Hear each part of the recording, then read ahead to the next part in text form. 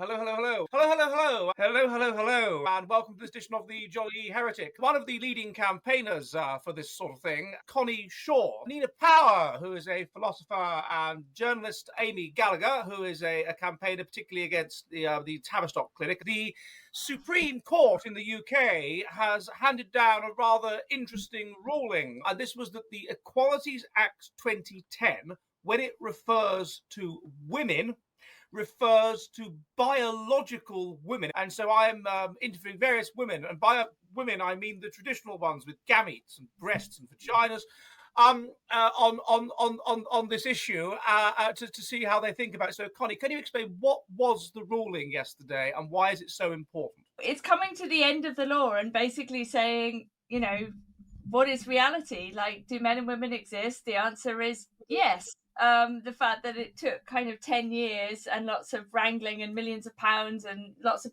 hundreds of people losing their jobs and many more being kind of savaged and attacked and accused of being Nazis and whatnot.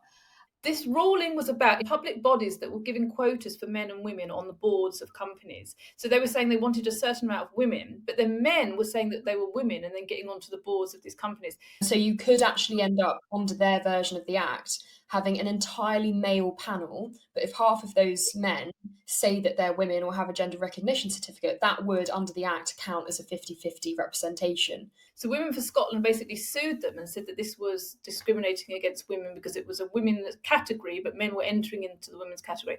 And the way that they were doing that was that they were obtaining this thing called a gender recognition certificate, which is something you can get if you have a diagnosis of gender dysphoria and you have been living as the opposite sex for 2 years. And what it means is that you can actually legally change your sex, even if you haven't had any surgery or made any changes in terms of your body. You can have it changed on certain documentations, including your passport and other things that will say you're opposite sex. So a man would be put down as female on his passport and on other documents, and he essentially can then enter into women's spaces and so on. But today what it was, the ruling meant that actually if you have one of these gender recognition certificates, it doesn't mean that you are legally the opposite sex. We've seen this crap pushed everywhere in schools, universities, the NHS, the civil service, the BBC have been one of the worst offenders pushing this stuff out here. I mean, it's basically become the de facto ideology of the regime. It's not just enough that you go along with it, it's that you actually actively have to support it. And if you don't, you're like a bad person. You haven't passed the loyalty test. I very much doubt we'll ever be seeing politicians who have said this in the past, then going back on it. There have been politicians coming out saying that they've always moved in single-sex spaces when that's just not true. They're now pretending that they never said it. It's all to do with this diagnosis of gender dysphoria. And all of our laws have been sort of rearranged around this diagnosis. The profession of psychiatry are to blame for this. As a treatment, transitioning is not a good treatment, and it's been pushed. And our whole society has had to kind of reframe itself around this. And psychiatric diagnoses are just made up. It was a lie from start to finish. The whole thing is a lie from start to finish. I feel, honestly, that we wasted 10 years. This was a pointless, horrible deviation pushed by narcissists and sociopaths. And, I was a leftist, for fuck's sake. And, we used to believe in material reality. The left at some point decided to become like ahistorical idealists and suddenly say, no, it's all about identity and individuals. And I was like, well, no, that's consumer capitalist logic, But for some reason, they all jumped on board with this idea that you are what you say you are. It's annoying that a lot of this stuff has to be argued on the basis of women's safety. I think it should really have been argued on the basis of reality. That it's just not true that you can change sex. In everyday life, then, what effects do you foresee this ruling happening? Yeah, it means that if men want to, so say if you have a women's category for sport, and a man who says he's a woman, or he even has a gender recognition certificate, or he's gone through transgender surgery, whatever, he says, well, look, I am a woman, I want to enter the women's cycling. They are within their right to say no, because whatever you've gone through, you are still biologically not a female. Hopefully everyone who works in DEI and HR will be fired immediately. All these charities, in inverted commas, will collapse. I think, in all seriousness, the women who are, negatively affected by transgenderism are the poorest women. They're women in prison who are shoved in cells with men, and there have been instances of that here and in other countries, also in America.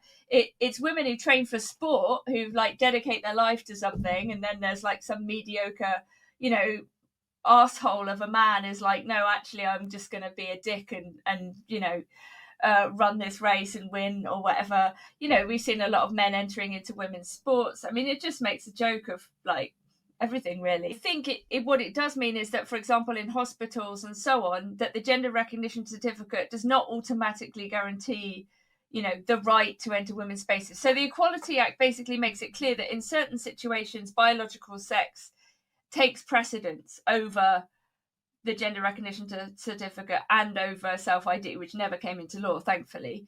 But basically, because we're having all these situations now, like in hospitals, where people want to be on single-sex wards, or women want to be treated by female nurses and doctors and so on, and also nurses themselves. There's a case, obviously, about using the changing rooms, right? So I think basically what it does is just give total clarity. So basically, employers and other institutions can just say, look, no, this is a single-sex space. Well, I wonder why it happened, though. The Supreme Court, it's this Blairite institution, presumably packed with left-wing judges. And so one would have thought that you'd lose this. Why do you think it's changed? Do you think it's they think, oh, God, we better bring woke back a bit. It's gone too far. We need to stop revolution. I mean, why do you think they have done this? When you say why did they come to this conclusion, all the Supreme Court is doing is interpreting the existing law. They haven't changed the law. They've just clarified what the law is and always has been. I think they have just interpreted the law correctly. Yeah, I mean, I thought they would lose, actually. So I was very surprised by the result. I think what they imagined was that if they ruled that within the Equality Act, under the category of sex, a man could be seen as a woman, I think that would actually potentially be so much kickback that people would, totally, it would destroy the legitimacy of the Equality Act, given all the case law that's happened since 2010. So I think that they've seen, as you say, it's gone too far. And in order to maintain the Equality Act, they had to sort of strip it back, go back to basics a bit.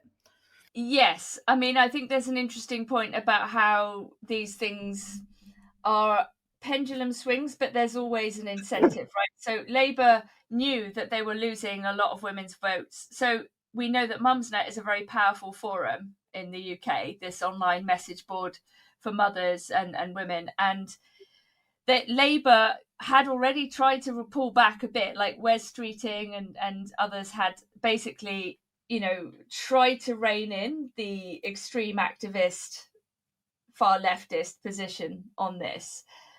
For votes, right? But I think the point about the Supreme Court judgment is it's like when something goes so far and somebody has to say no. Do you know what I mean? Like someone has to put their foot down and say enough.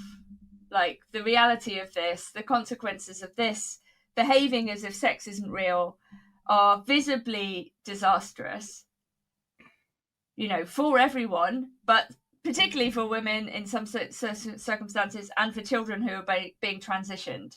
And I think for the middle class, it's no longer fashionable to have a trans kid. I mean, poor these kids, right?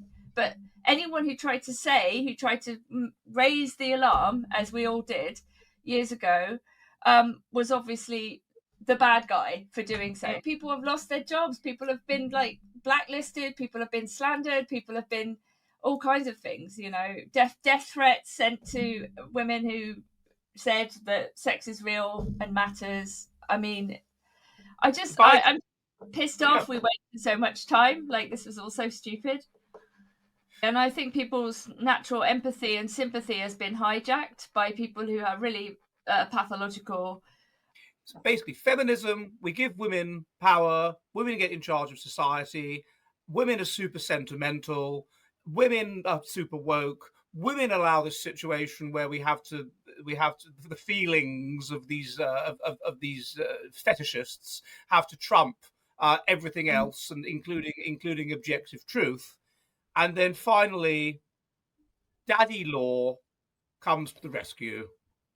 Patriarchy has rescued women from themselves, and patriarchy means that an interest in truth and logic and systematizing and male brain means that women are protected from bad, pervy men once again. And that's all patriarchy has ever done. It has protected women through veiling and foot binding and whatever from bad, pervy men. So shouldn't you go and make me a cup of tea in the kitchen to thank us for the patriarchy? And patriarchy has now come to the rescue. So thank you, Ed. I will make you a cup of tea, 2 sugars. Connie, go and make me a cup of tea, 2 sugars, please, love. Well, it's an interesting point. I mean, I've just come back from a celebratory party about this Supreme Court ruling, and it's quite an old bunch of people that go to these kind of gender critical things. What you see about sort of 30 or 40 kind of middle-aged, some often lesbian women, and then you see about 6 or 7 very masculine, male, serious lawyers, and everybody's celebrating the women. And really, the male lawyers are the ones that have done all the work, So I do see your point. I mean, it's it's women that have pushed this. It's a small minority of men who are perverts and have weird sexual kinks, and a lot of women have enabled it because they have this weird, almost pathological compassion, which is they just want to accept anything and everything. So I do agree, and the law is. There are increasingly activist judges in the law and so on, but the law is daddy, isn't it? Okay, I mean, I agree with some of that. I agree with quite a lot of that. And daddy law was my joke about, where the buck stops, ultimately. I do think we wouldn't have gotten to this point had more good men stopped the bad men. Oh, blame us! Oh, come on! Listen. Okay, look, like women cannot police men. They can do lots of things to men, but they can't ultimately intervene. Like, let's say you live in a village and there's clearly a pervert. Like there's a guy who wants to have sex with your children, right? What are the good men going to do in the absence of law in this circumstance? Kill him. Right. So, okay, we've gotten rid of that possibility, right? We've become mature and civilized, and now we have law that is supposed to do those things for us, right? So we don't engage in direct physical vengeance or preemptive violence or eye for an eye or whatever. So, okay, my joke was about the sex of the law, right? Like, what does the law have a sex?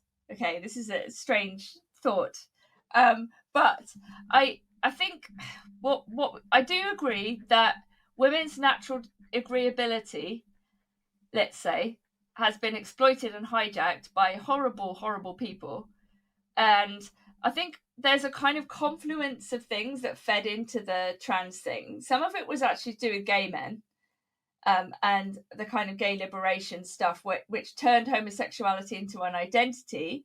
And then identitarianism became the name of the game. And then it's like, oh, well, how can I be more exciting? Well, I can have a new identity, right? So a lot of this was led by men who have fetishes, including men, by the way, who get sexually aroused by frightening women, which is why they want access to, to women's spaces, right? This is a known thing, right? Not just also gynophilia, but men who actively seek out and to women to frighten because that's what turns them on, right? This, like, I mean, the moment you sort of come to understand any of this stuff, your natural sympathy as a woman is somewhat challenged. You know what I mean? You're like, oh, well, initially I felt sorry for these men. I thought how sad that they were trapped in the wrong body or whatever, and they must be really sad if they want to become women. But then you realize, no, actually, it's not that. We're being taken for a ride. I think there is just this horrible confluence of things: individualism, the gay rights stuff, the natural sympathy of women. I do agree. Most women will sacrifice truth in the name of social harmony, right? There's a very few women who are like disagreeable and autistic and truth-seeking. They do exist, but they're rare. And most women will try to make things better. And when that's hijacked by pathological types, this results in sympathy for the devil, and Daddy Law has to step in. Please, love. I think that's. I mean, I understand your interpretation of it, but I don't have the same interpretation, because I think that the people who've been leading this campaign have been women. So to say that they want to reintroduce the patriarchy, I don't agree with that. I don't think that analytical thinking is a inherently male trait. That's what has got. It's higher in, it is higher. Yeah, perhaps, but I don't think it is inherently male. It's not that women cannot think analytically, and that sort of myth has got us in this situation in the first place. It was women were oppressed on the basis of their sex, due to false stereotypes of what the female sex was like, which was why women were not allowed to vote, because it was thought that they couldn't think rationally. For example, one instance of where women weren't treated equally in society. But because of the history of sex-based oppression in second wave feminism, lots of women almost felt reluctant to even acknowledge the fact that they were female. I mean, even Simone de Beauvoir said that the word female had become basically derogatory, and she didn't like using the word female because it even sort of acknowledging the fact. I mean, she didn't say this, but my analysis of it is even acknowledging the fact that women are different to men perhaps gives ammunition to men to suggest that not only are we different, but that justifies women not having certain rights that men do. And so that's where, in some ways, second wave feminism could be said to have opened the back door to trans rights activism, because they significantly downplayed the fact that there actually are biological differences between men and women, because they didn't want it to be used as a justification for them not having equal rights. I'd like to thank Nina for coming on. It's been most violently interesting, and I will see you all soon, chaps, and tally-ho, and goodbye. Well, thank you, Amy, and good luck with the future fight against insanity, and tally-ho, and goodbye. Bye, thanks, Ed. All right, well, thank you very much, Connie, and congratulations once again. And I think, your hangover is more than justified, considering the extent of this victory. And tally-ho, and see you all soon, chaps, and goodbye.